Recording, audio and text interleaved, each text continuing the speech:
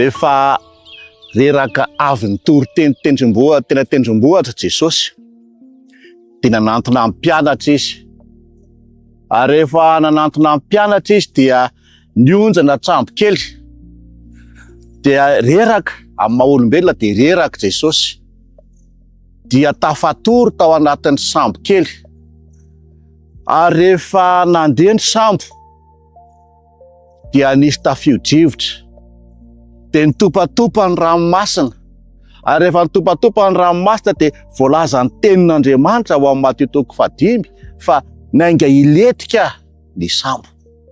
Ary tao anatin'izay fotoana izay dia nanao faran'izay azony atao ny mpianatra mba tsy hampaletika azy, kanefa tsy navita ninina. Jesosy matory ao anaty sambo kely, misy tafio-drivotra. Kanefa zao, rehefa tao anatin'izay toe-javatra izay izy, dia nitodika nakany amin'ny Jesosy. Dia niteny izy fa sisy hoe, Jesosy eo, tsy mampaninona anao va mahita anay? Ary ny fo Jesosy, dia hozy izy ny tenin'Andriamanitra hoe, dia ny fo izy, dia niteny mafy ny tafio-drivotra sy ny ranomasina, ka dia nitony ny ranomasina ary nitsahatra ny tafio-drivotra. Ry namako isany, azonao anoharana azy, izay tiana anoharana azy, fa ny zavatra rehetra, fa amin'ity dia andeha tsika iomby-ara-iombom-peo.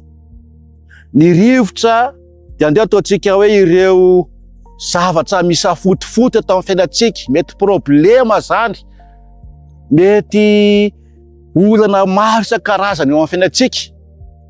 Tahaka izany koa ny ranomasina, ary ny sambo dia andeha ho aritsika hoe ny tokantranontsika. Tsy loazany olana ny tokantranontsika.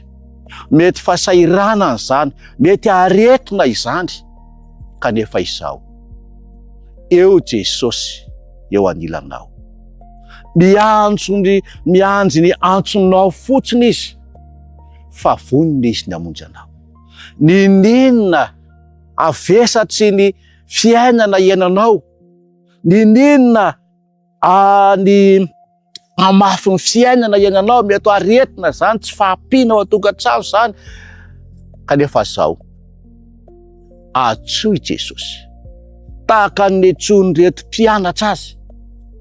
Fa rehefa taitra izy, rehefa ny fo izy, dia hozy izy hoe mitsahara. Amin'ity andro ity koa, raha ianao tody zava-tsarotra eo amin'ny fiainanao, tianao ve ny hampitsahatra izany? Atsoy Jesosy. Izy rery ihany manana fanalahidiny fampitsarana sy fampitoniana ny olana na ny problema eo amin'ny fiainantsika. Izy manana ny tsiambaratelony izany. Fa raha sitraka ao, atsoy izy. Izy no efa niteny fa atsoy aho amin'ny andro fahoriana, fa hamonjy anao aho.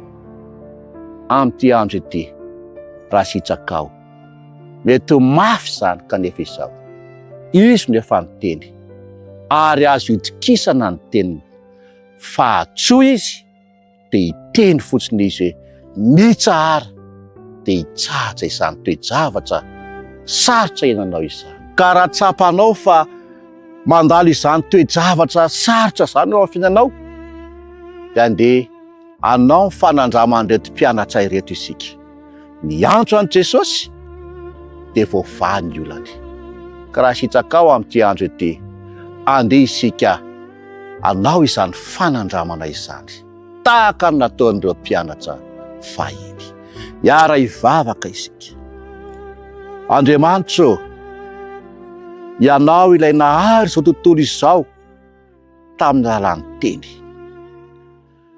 Ianao koa no miteny, miantso, mampatsiahy izany fahefanao izany ankehitriny. Miteny ianao, dia mitsahatra ny olana rehetra. Fahefanao izany, ka amin'ity andro ity Andriamanitra, mangataka ilay herinao, ilay fahefanao izahay, ampitony ny olany onjam-piainanay tsirairay avy. Samy manana ny onja sy ny olany eo fiainanay izay tsirairay avy. Kanefa ampy ho anay tsirairay avy ny fahefanao. Mitenena Jehovah o isam-batan'olona dia hitsahatra ny olanay tsirairay avy. Ka matoky izahay fa noho ny teninao dia hivany ny olanay. Tsy sokivy izahay, tsy ho voageja amin'ny fahotana sy ny olana ateraky ny fahotana intsony izahay manomboka eto.